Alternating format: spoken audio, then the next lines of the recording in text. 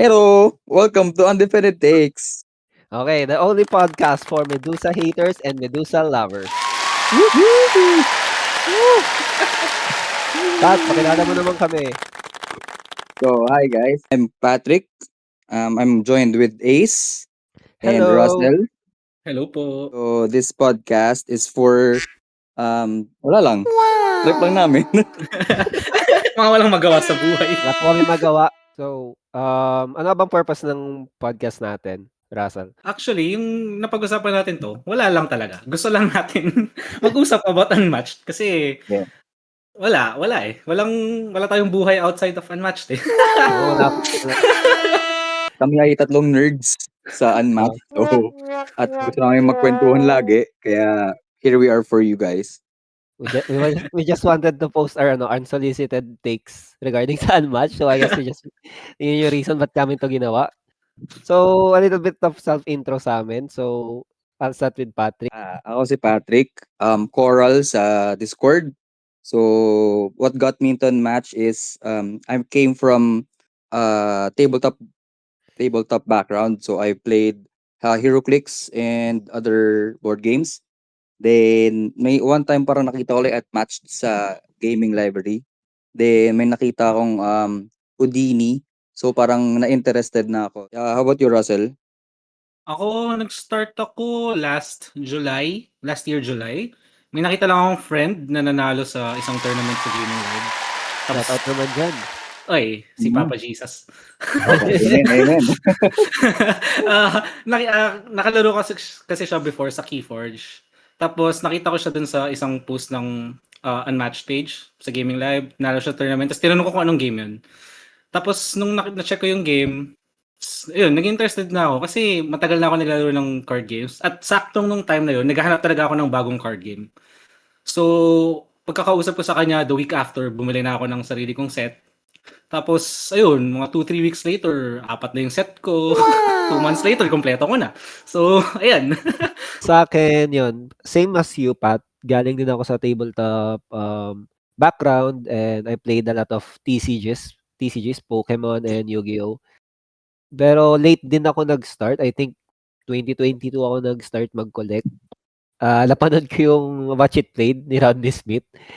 Then, enjoy ako sa, actually, volume 1 yung napanood ko. Tapos, okay nung actually, Alice, sabi ko. Ang ganda nung mechanics niya.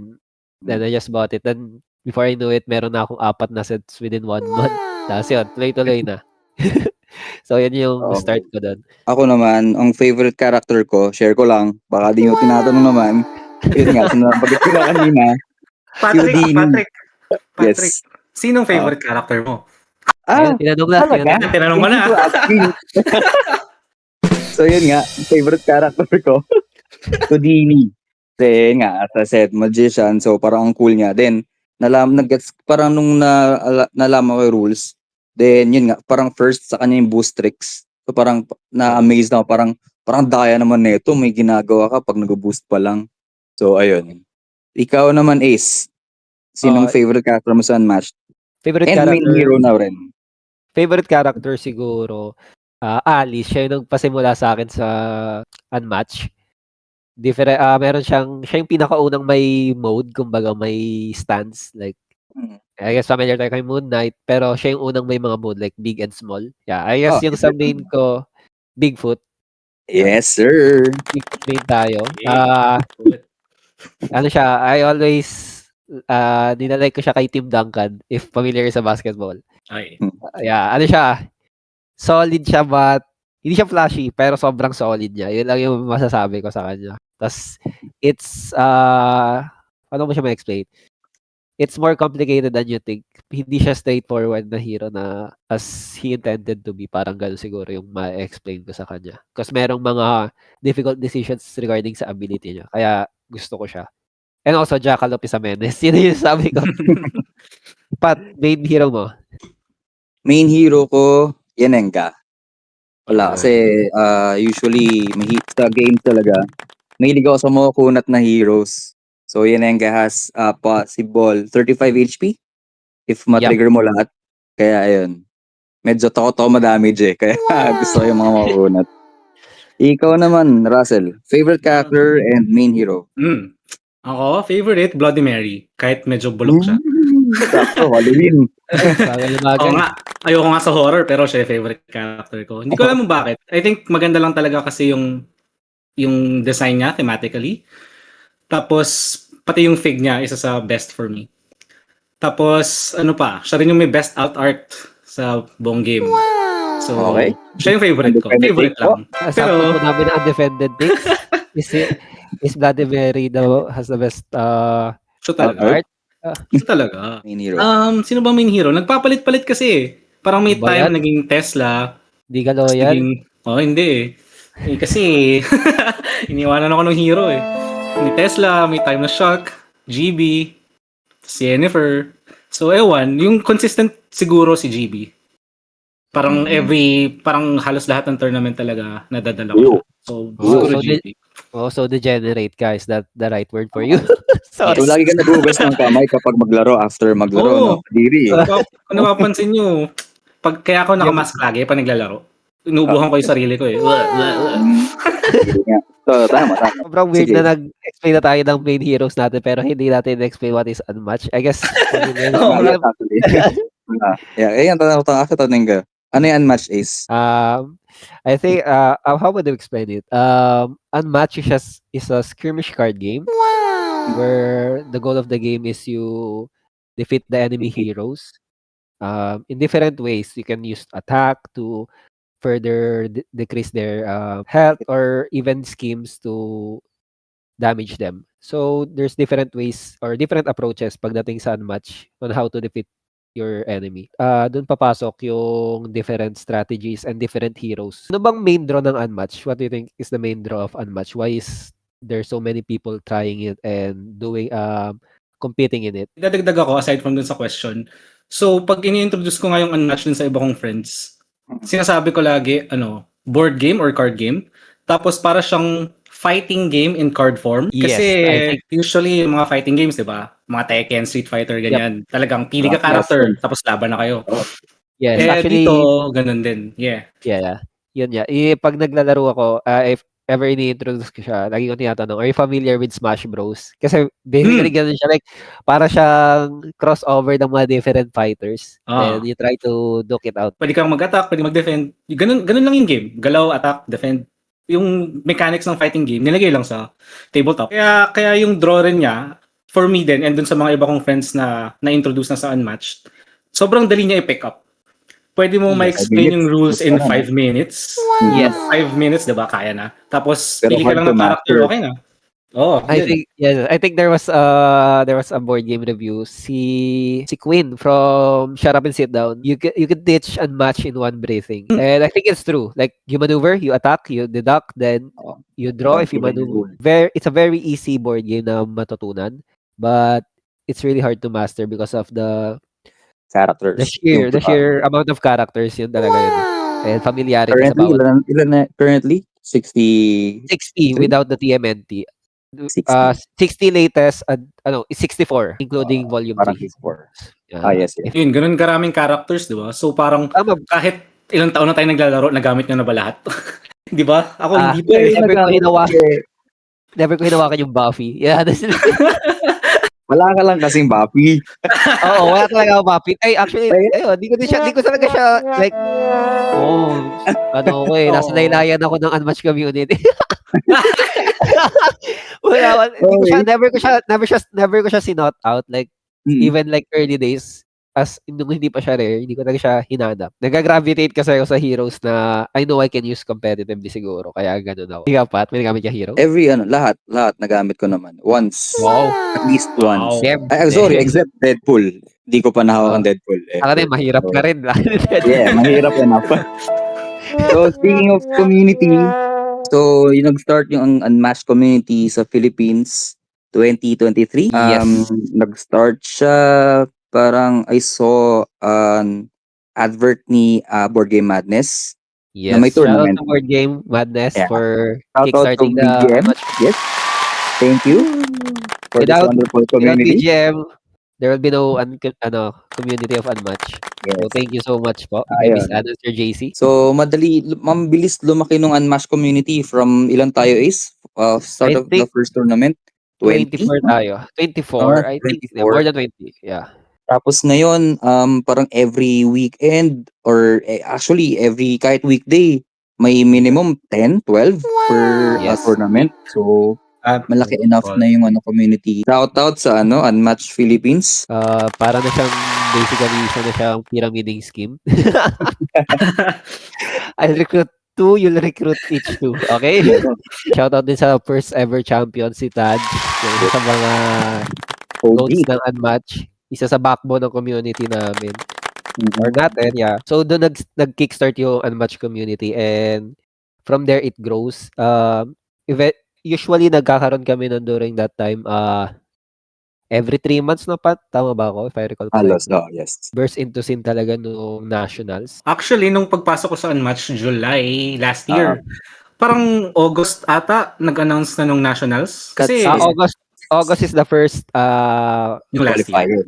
first qualifier for the GL. Yun. So yung qualifiers, parang ilang weeks pa lang ako nag-unmatch nun, 2-3 weeks, tapos biglang may announcement na nung nationals, parang wow. So parang okay, nung nakita ko yun, actually na-excite ako kasi talagang naghahanap ako ng competitive card game ng time na yun. So parang okay, may competitive scene nga dito. Ang daming sumali actually kasi nung nationals, 'di ba? May mga qualifiers. Tapos yung very first qualifiers, yung sa GL, may 3 branches, 'di ba? Tapos out of those 3 tournaments, parang 4 yung kukunin, no, out of the 16. So dun Yes. yun yung first qualis. Parang actually ang laki nga nun kasi dun sa gaming live na yun, yung 4, 2 tournaments siya dapat na pupuntahan mo kasi maglalaro ka ng 14 matches. Yes, 14 matches. 7 per day. So pero may month naman kayo na break so you can prepare naman. Oo nga, kasi hindi lang sa GL Ang dami nilang partners na cafes nun. Tsaka Parang nagkaroon ng game partnership shops. si Gaming Library with LGS, mga local game stores, na nagkikarry ng Unmatched that time. Then, yun, may sarili-sarili tournament. Parang every weekend, may tournament sa Mandaluyong, biglang meron sa QC.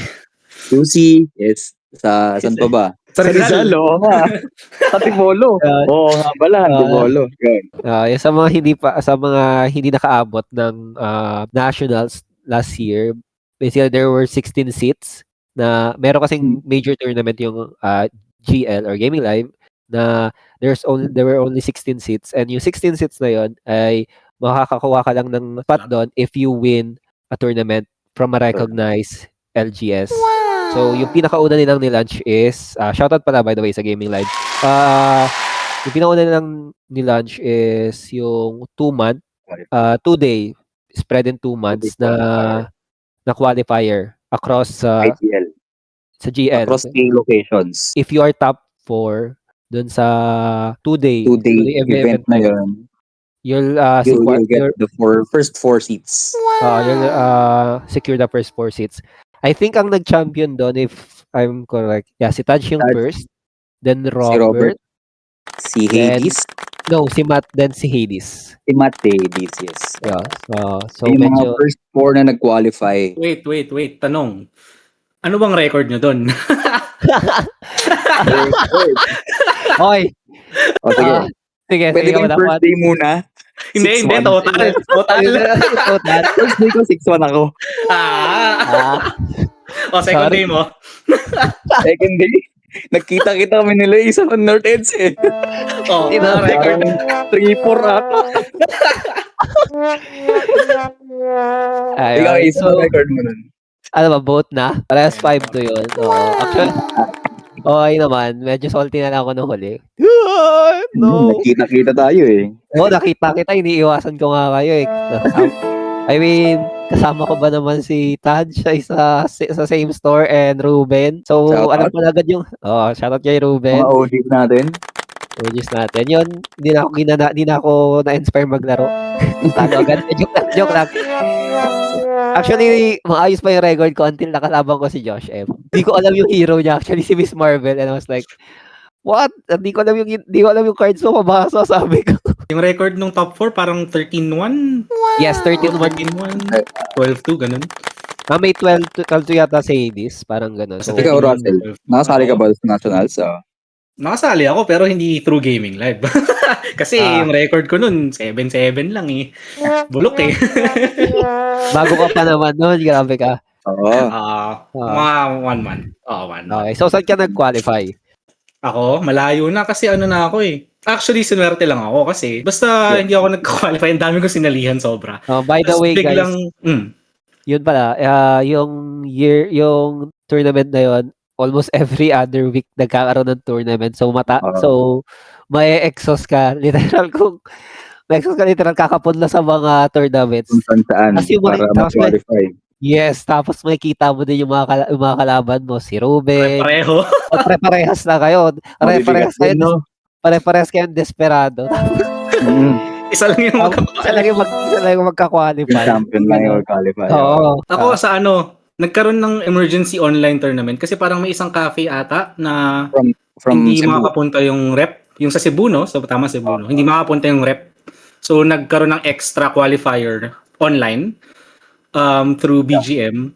BGM yung nag-organize. Tapos, ayun, doon ako nag-qualify sa online na, pahabol. As in, before, may last chance ko naman. May last chance qualifiers pa naman, yung last 4. Pero, yung tournament na online, yun yung last, before ng last chance. Ikaw eh. Yeah. Grabe naman, sobrang clutch mo naman, sir. Yes. Ikaw eh, saan ka nag-qualify? Ayun. Naalala ko. Actually, sa Play Cafe yon sa BGC. Oo, naalala ko yun. Naalala ko yun. Oo, kasi nakalaban ko kayong dalawa nun. Third round ko si Pat. Bigfoot siya, GB ako. Then, yung fourth match ko is si Russell. Naalala ko yan. Shulk siya, Bigfoot ako. Oo, tama. Yun, tapos Harpedon. So, doon ako nag-qualify. Tapos hindi ko sinunod yung promise ko. Kasi sabi ko, tatalon ako sa swimming pool pag nag-qualify ako. Tapos mo lang eh. So, alam ko si Patrick yung may pinakamakulay dito kung qualify. Sige nga. Sige nga, saan ka nag-qualify? Saan ka nag-qualify? Nag-qualify ako kasi meron one day na magkasabay si Upkeep Hobbies saka si Roleplay. So, pumunta ako sa Upkeep Hobbies. So, okay na. Umuulan. So, medyo hassle pero okay lang. Dapat good vibes lang para mag-champion. Mag-start na yung tournament. Nakita ko sa GC na parang ang dami na sa roleplay. So, sabi ko medyo safe na. Okay na ako. Then after, may nakita ko pumasok sa pintuan. Shout out kay Josh B. Tropa ni 8. Nakita pa kami sa Hobby. Sabi ko, ba't ka nandito? Nagtabago ka rin ba? So, yun. Basically, nagtago lang kami. So, pinalad naman. Nakapasok sa national. Speaking of tournaments, first tournament nyo. Go. Ako sa Block 101.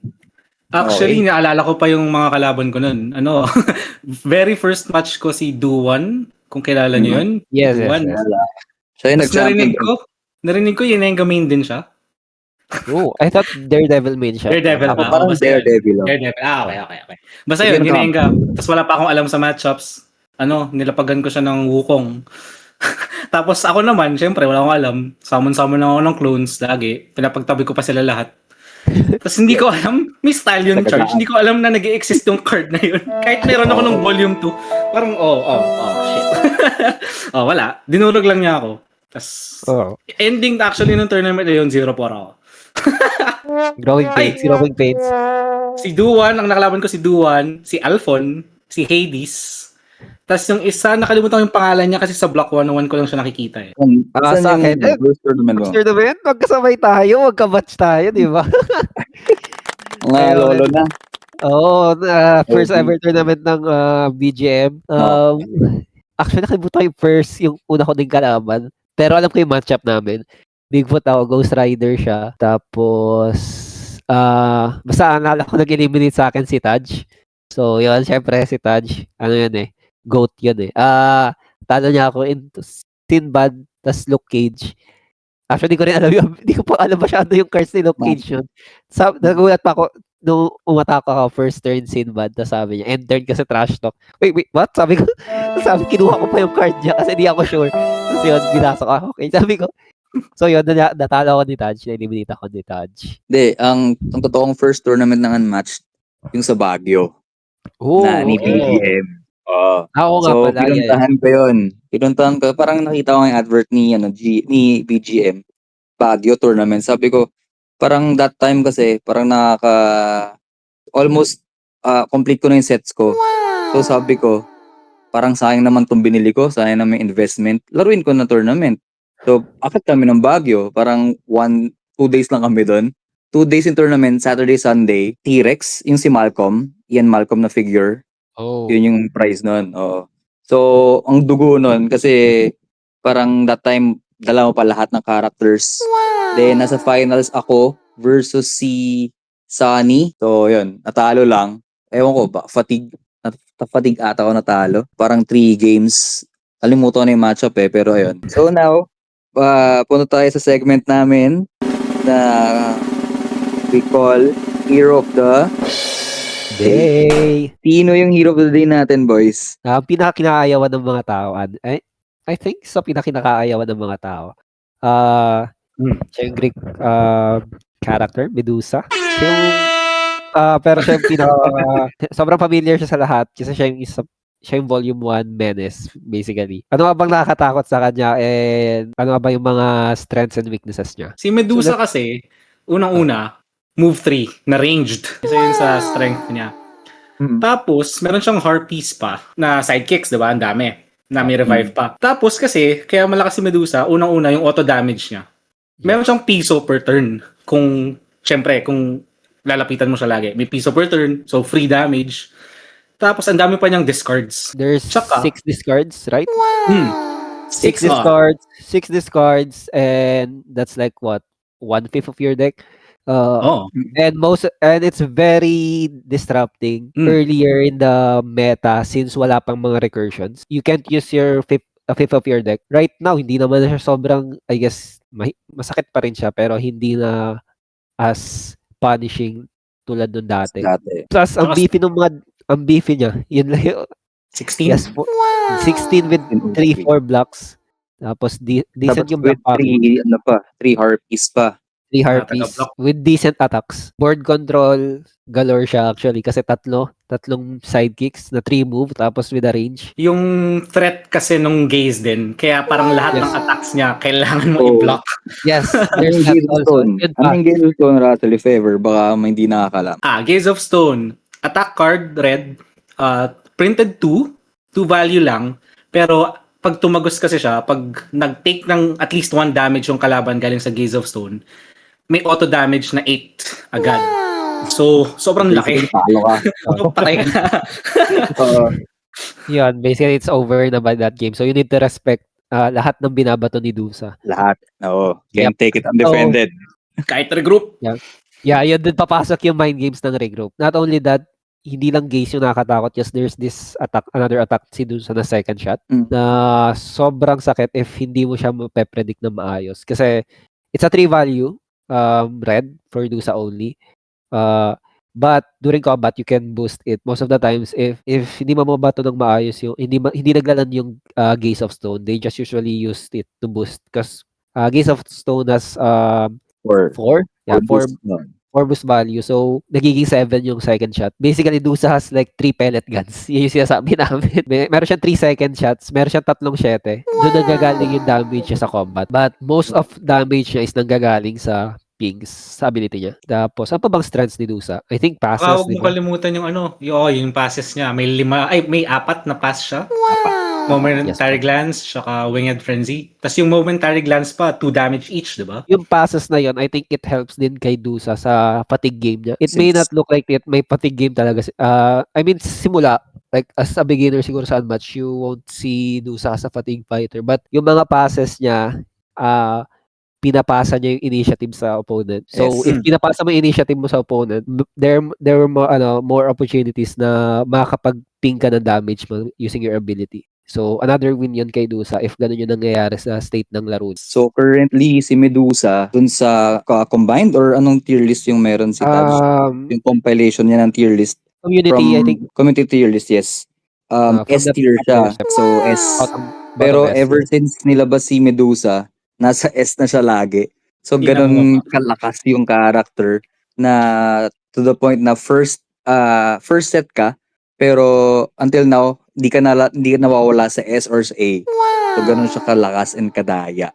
So usually new players would want to have Medusa sa team nila just dun sa thought na pwedeng i-ban ng kalaban since ang hirap kalaban or masyadong malakas. Since highlight naman na natin yung strengths ni Dusa, why not tingnan din natin yung other side, which is the weakness ni Dusa. Meron siyang 6 draws. So 3 regroup, 3 snipe. Yun nga, so sinabi ni Ace kanina may fatigue angle siya pero for me Kaya mo rin siya i-fatigue. it's not a good thing for me kasi ang dami niyang draw. Tapos ano pa, actually, eto from experience din, may mga matatapang na players na nagte-take din kay Medusa.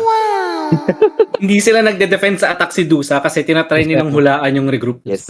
Kasi pag nag-draw to si Medusa sa regroup, ang laking bagay para sa kalaban kasi sobrang mas madali nang i-fatigue. Kasi yun din yung nakikita kong weakness ni Medusa eh.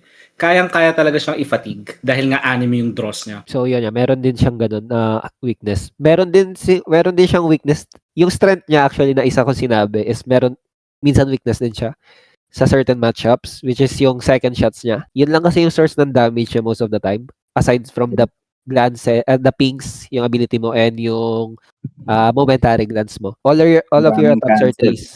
All of your attacks are 3. So, if wala kang ibang damage, if maka-cancel yung second shot mo or mapa-value block higher, chances are wala kang makukuha ibang damage. Nag-isip ako ng matchups na pag na-cancel yung or na-prevent yung second shot, nasa Kaya backfoot pa rin na ni si Medusa. Medusa. Nasa backfoot na si Medusa if mawawala. I think, what do you think, Russell, of Blackbeard into Medusa? Because I think if you can take coins from Blackbeard, kasi combat damage lang siya. Ayun nga eh. Actually, yun mahirap kasi nga, 'di ba, may second shots ka na 3, 'di ba? Tapos may 3 ring parry. Tapos, aside from yung parry, meron pang 7 si Blackbeard na potential blocker din for second shots. I think that's Parlay.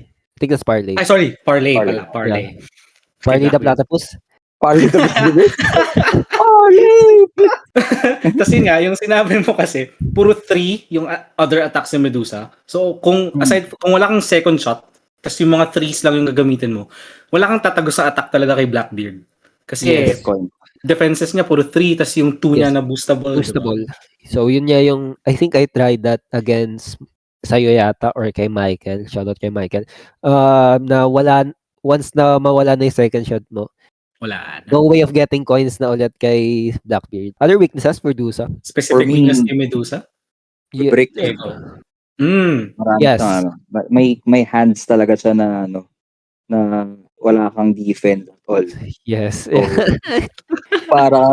parang sitting duck na mag-take lang yung mag-ping ka lang sa kalaban pero alam mo sarili mo wala kang defense. So, yun yung kaya ang hirap talhin Medusa lang. I think he has 6 reds, then 4 schemes. Tama ba ako? Yeah, I think. Tapos 5 harpy cards. 5 harpy cards. So half ng deck mo hindi mo magagapit sa defense. For Dusa. More than half pa kasi 3 regroup. Yeah. 3 regroup. I think part din siya ng balancing sa kanya, I guess. Oo. Kahit gano'n sa kalakas, may weakness pa rin. Do you think, like, ikaw, kayong dalawa, regarding sa experience nyo dito sa Unmatch, do you think she's meta defining or meta warping? When she's allowed to the tournament, evolve ba bigla yung meta or doable naman siya? Like, I don't mind seeing her, parang ganun. For me, doable naman si Medusa. Para lang siya yung standard. Parang if you can beat a Medusa, parang medyo okay na yung team mo.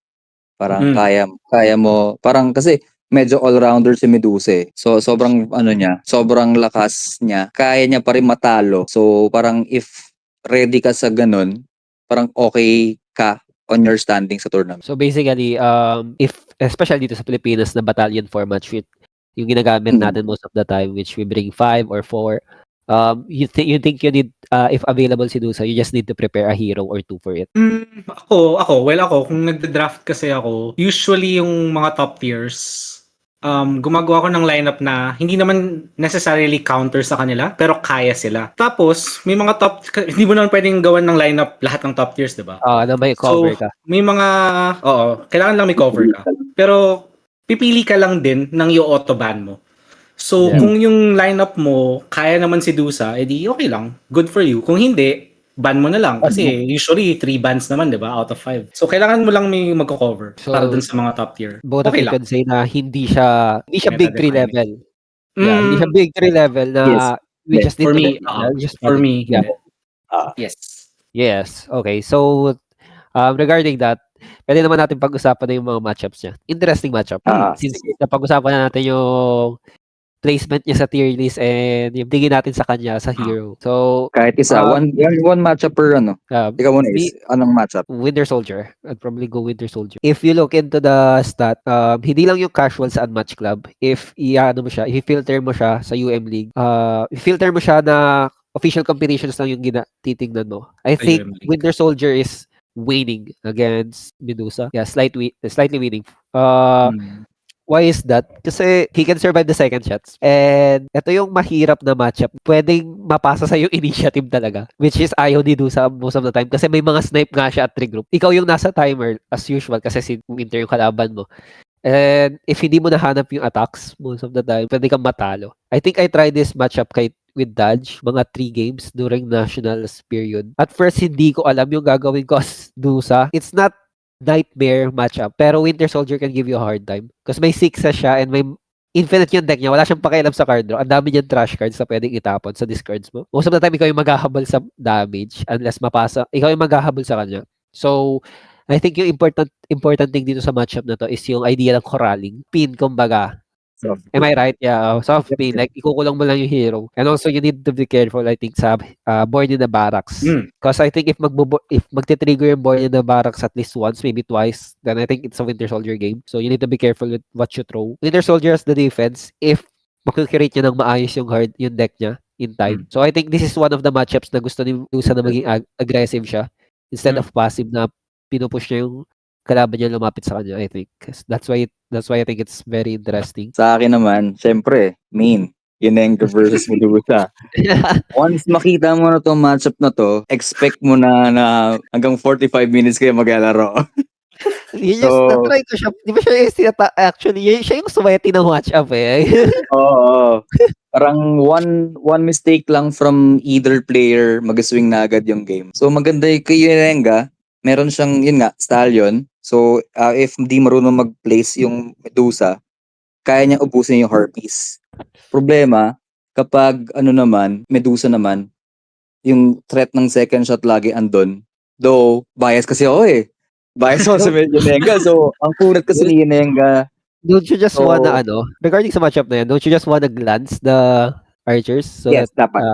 You need to glance the archers. So, ang problema mo, you'll just need to discard dun sa blue ni Yenenga or kailangan mong mahuli yung cancel to the revive niya na red. Oo. Surprise Valley. Yeah. Surprise Valley, yes. O, di ba? Main ko, pero di ko siya alam. Yun. Basta yung pulang tres. Dalawa yun, pre. Yes. Kaya nga. Then, parang ang dami naman pwedeng i-discard ni Yenenga for Clutching Claws saka Aces Leader. Parang na meron pa rin siyang damage against Medusa. So, dun, based sa Unmatched League, 41% si Medusa against kay Yenenga. Pero yun nga, doable pa rin naman. Pero as ako, biased to Yenenga favored lagi tayo. Ikaw, Russell, matchup. Ayun, yung actually masaya. Ewan ko kung depende sa definition mo ng masaya. Yung isa sa favorite matchup ko kami sa si She-Hulk. Okay. So, si She-Hulk kasi ability ni She-Hulk, parang Medusa, di ba? Mag-damage ka kung sa start ng turn mo, nasa zone mo yung kalaban. So actually, yung matchup na yun, minsan nakakatawa kasi pareho kayong ayaw lumapit sa isa't isa. So mag-aabangan lang kayo. Tapos, actually, na-experience ko to sa isang tournament match before laban kay Jericho. Medusa shot kami. Ang nangyari sa game na yun, ang daming turns na nagmamaneuver discard isa sa amin. Kasi nagpapasahan lang kami ng initiative. Ay, lumapit. Ayaw lumapit eh. Kasi kung sino yung may initiative, siya yung lalapit, di ba? Siya yung makaka-receive ng auto damage galing sa ability. Yes. So, Yeah. lugi agad, di ba? So, kay Shark, makunat si Shark, pero syempre, libreng piso, libreng piso. Tapos si Shark naman, yung mga auto damage niya, 2, 3. Ang lalaki para kay Medusa. Wala pa naman siyang heal. Tapos, yung matchup na yun, si Medusa kasi, kaya niyang patayin si Shark kasi si Shark, sa totoo lang, ay mababa yung defenses. Parang Yep. mga 2, 1, 3.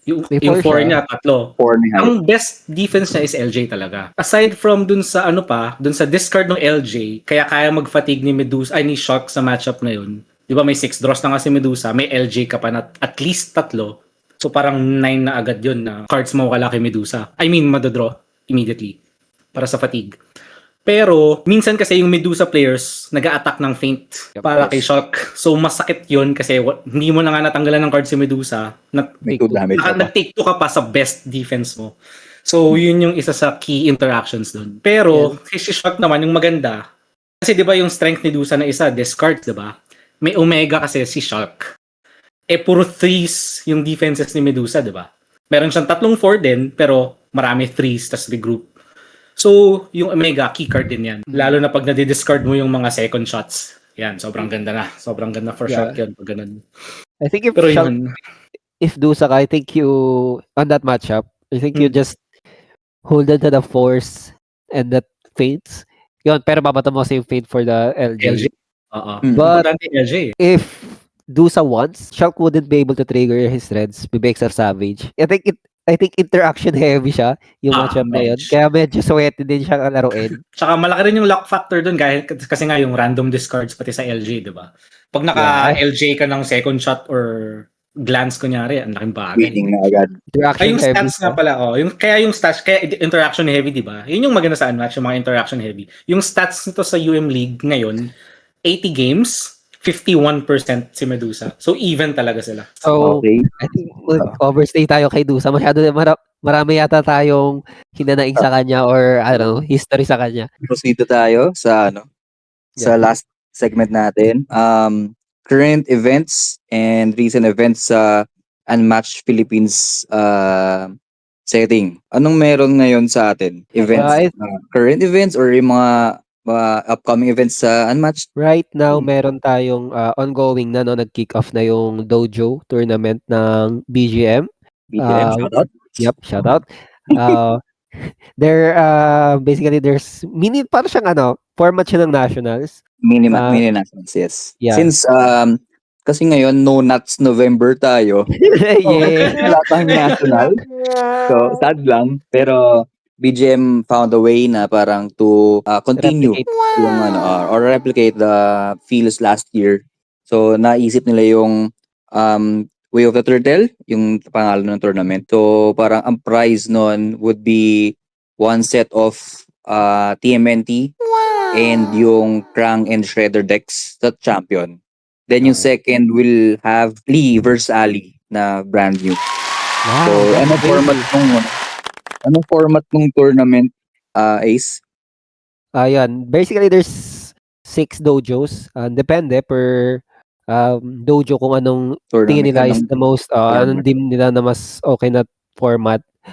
You just participated from the last dojo, right? The first one? Yes. So, yung first dojo sa Baguio. Sa Baguio. So, yun. So, Baguio ulit. Baguio ulit, guys. Loyal lang tayo. So, usually, di ba may 6 dojos? Meron tayo sa Baguio. Then, upcoming is November 9 sa Zeus Cafe sa may Laguna. Then, November 15, kung di nagkakamali, sa may Pampanga. Then, November 23 sa BGM. Then, November 29 sa may Unmatched South, sa may Parañaque. Then, last qualifier would be sa BGM ulit, December 6. Then, yung grand tournament will be December 7. So, dun sa 6 na tournaments na yun, yung first and second will be eligible to play dun sa December 7th na tournament for the prizes na nabanggit. Grabe naman yung magpa-prize. Napakaganda. So, Anong format yung ginamit nyo sa Baguio? So Baguio, ang format bring 5, open lahat. No ban yung big 3. Then once you win with one character, kailangan mo palitan yung roster mo. Bawal mo na gamitin yung napanalo mo na. So parang mayroon kami 4 rounds, then cut to top 4. So parang after 4 rounds, apat kaming 3-1. Si Alphon, si Robert, ako, and si Ray. Oh, congrats. Thank Hindi ka you. na mahihirapan. Di na. Paano naman kami? Pakahirap pa kami. Ang dami na naman dadayuhin. Dayo na naman kami. Out of metro pa. Buhay yan. Oo nga eh. Next tournament is sa Zeus. November Tama ba? 7, November 9, sorry, November 9. Sa And Laguna. Another format siya. I think ang pinaka-excited dito bukod sa mga organizers is Russell kasi nag-enjoy sa format Sa na yan. format. Actually, Ano ba, enjoy ko sa format. Yeah, Oh. brief definition ng format ng sa Laguna. Hmm. Sa Zeus. Okay, yung doon, bring 5 pa rin, pero shared pool kayo. So yung bring 5 nyo, paghahaluin nyo. So may 10 kayo. Tapos doon sa 10, doon kayo magda-draft. Tapos, itong format kasi na to, parang may anong tawag sa tokens? Mutagen tokens? Mutation Mutagen tokens. So yung mutate tokens, gagamitin mo siya dun sa mga na-pick na nung kalaban para nanakawin mo yung hero nila. Pero, hindi mo agad pwedeng gamitin yun Yung ninakaw mo na hero, lalagay mo lang sa bench mo or reserve. Pwede mo lang silang magamit kapag nagkaroon kayo ng mirror match sa dulo. So, Interesting, effectively, kung walang mirror match, effectively, parang ban na rin siya. So, interesting talaga siya.